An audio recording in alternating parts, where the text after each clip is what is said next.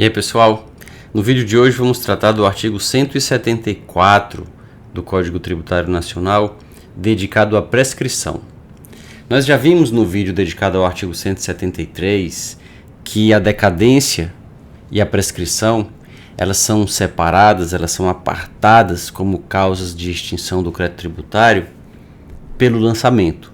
Então o lançamento é, como dizia o professor Rui Barbosa Nogueira, o divisor de águas entre decadência e prescrição. Até que se faça o lançamento, conta-se prazo de decadência, nos termos do artigo 150, parágrafo 4º ou do artigo 173, ambos do Código Tributário Nacional. Caso o lançamento já tenha sido feito, o crédito torna-se líquido, certo e exigível, pode ser cobrado, pode ser exigido, então começa o prazo de prescrição para que essa exigibilidade aconteça, seja levada a efeito. E é dela que cuida o artigo 174 do CTN.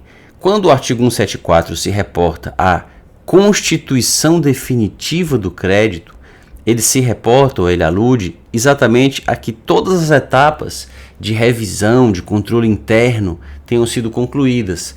Etapas essas que mantêm suspensa a exigibilidade.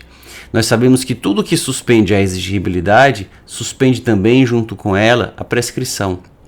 Então, o que mantém suspensa a exigibilidade, mantém suspensa a prescrição.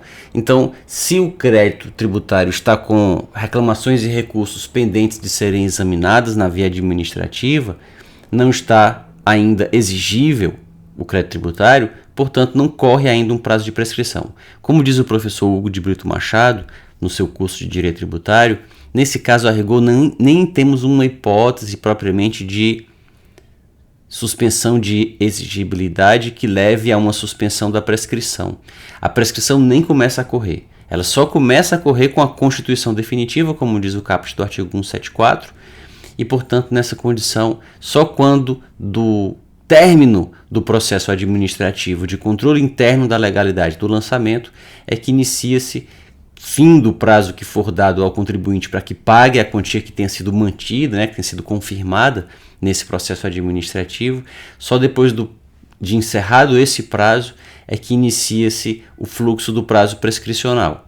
Há algumas observações aqui são interessantes de serem feitas em relação a situações que fogem um pouco da regra geral em relação a esse artigo. Primeiro, pensar naquelas situações em que se tem lançamento por homologação, tributo sujeito a lançamento por homologação, e o contribuinte declara, apura a quantia que considera devida, declara, mas não paga. É o que acontece, por exemplo, quando o contribuinte entrega a declaração de imposto de renda, gera o respectivo documento de arrecadação, mas não recolhe esse documento de arrecadação. Nesses casos, entende a jurisprudência que o crédito tributário já está constituído.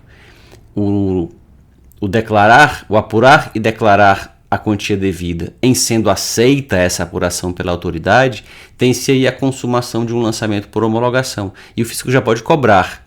Ele não precisa lançar mais. O lançamento já está feito com a aceitação das declarações feitas pelo contribuinte.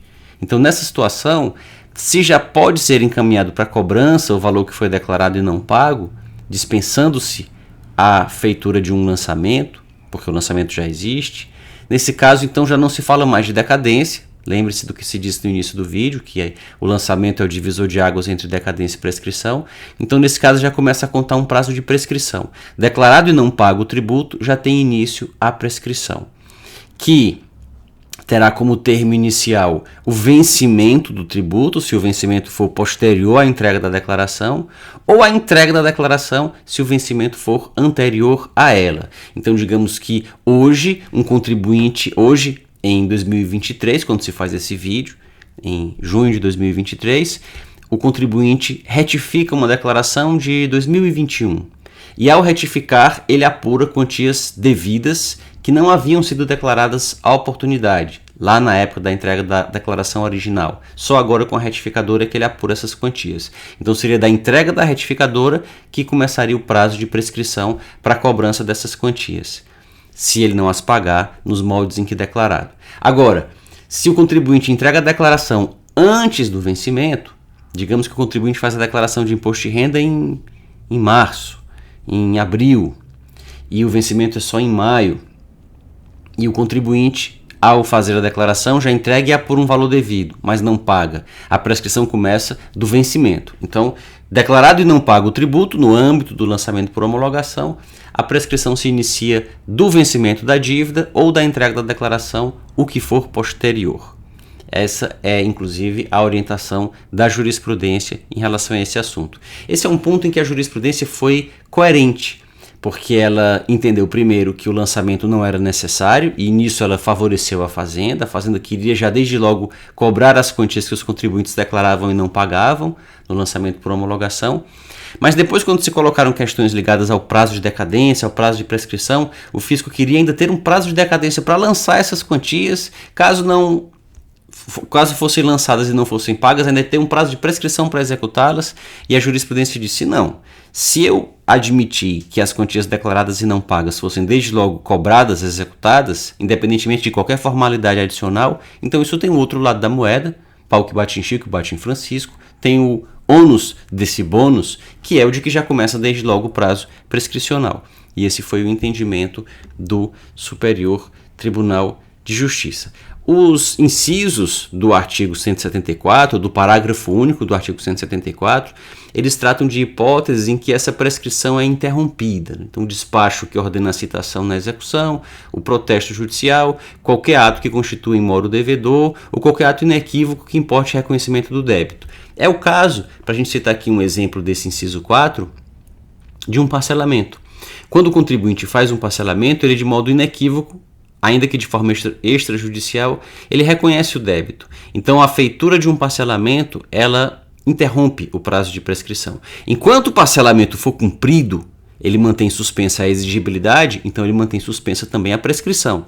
Enquanto ele for honrado, a prescrição para executar o saldo devedor ainda não pago, que está sendo pago aos poucos, ela fica suspensa. Mas ao fazer o parcelamento no início, ao se firmar o parcelamento, o contribuinte reconhece a dívida e nessa condição isso implica a interrupção, ou seja, o prazo é zerado e recomeça a contar o prazo de prescrição.